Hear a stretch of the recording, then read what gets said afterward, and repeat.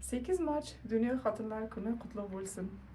Bu yil biz Dünya Xotinlar kunini shunday sharoitda tajrib qilamizki, Afg'onistonda Taliban hokimiyatidan 5 yil o'tgandan buyon hanuzgacha xotinlar o'zlarini eng tabiiy haqlarini hatto qo'lga keltira olmaganlar.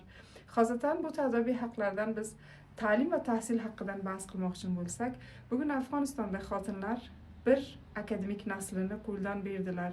Bir akademik naslni qo'ldan berishning ma'nosi shuki, aslida kelajak 5 yil, 10 yillik zamon masofasi tushunilganda bir nasliki taqriban savoddan mahrum yetishadi.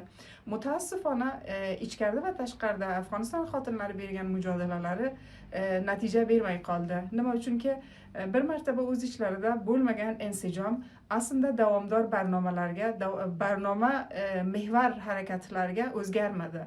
Shu boisdirki, Afg'oniston xotinlari bu qatnashuvlaridan muassir natijalar, malmus natijalar ola olmadi. Ikkinchi bir masala tahavvuloti mantiqaviydan bahs qila olamiz.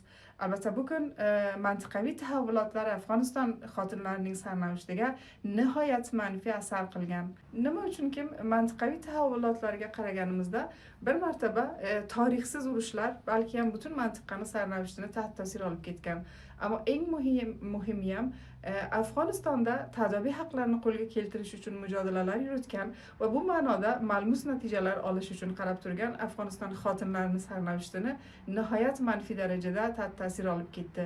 Zeroki bu urushlarni sabab bo'ldiki, Afg'oniston xotinlari tamoman dunyoni ajandasidan chiqsa va bugun Afg'oniston xotinlari xotin haqlari to'g'risida ish olib boradigan hatto ba'zi xorijiy nihodlar va sozmonlarni ishdan tushirsa. Shu sababdan Afg'oniston xotinlarining vazifasidirki, o'zaro ish olib borish uchun kerakli barnomalarni yo'lga qo'ysalar va dohiliy insijomlar uchun ko'proq sayo talosh qilsalar. Umid qilamizki, kelajak yillarda Dunyo xotin kunlari Afg'oniston xotinlarining ham o'z haqlarini qo'lga keltirishiga shohid bo'lsa va bu insijom butun dunyo xotinlari orasida bo'lgandek Afg'oniston xotinlari orasiga ham yo'lga qo'yilsa. Yangidan Dunyo xotin kunlari muborak bo'lsin.